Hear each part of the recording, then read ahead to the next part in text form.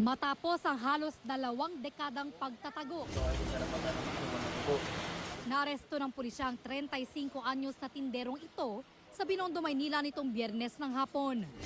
Ang lalaki, pinagsasaksak umano hanggang sa mapatay ang 2 nakainuman ng tatay niya sa Malolos, Bulacan nung 16 anyos pa lamang siya.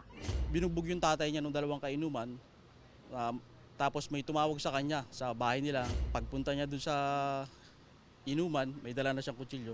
Yun ang ginamit niya sa pagsaksak dun sa 2 kainuman ng tatay niya. Menor de edad pa lang ang akusado noon. Pero ayon sa pulisya, agad siyang nagtago sa iba't ibang lugar sa Luzon bago pumirme sa Maynila hanggang sa naglabas na ng warrant of arrest para sa kanya ang isang korte sa Bulacan noong 2022. Nagkaroon lang talaga ng pagtatalo yung tatay niya. Ngayon, tinulungan niya.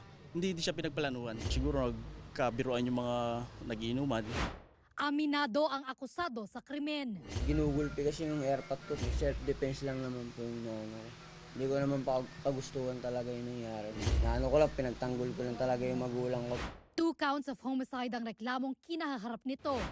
Para sa GMA Integrated News, Bea Pinlac, nakatutok.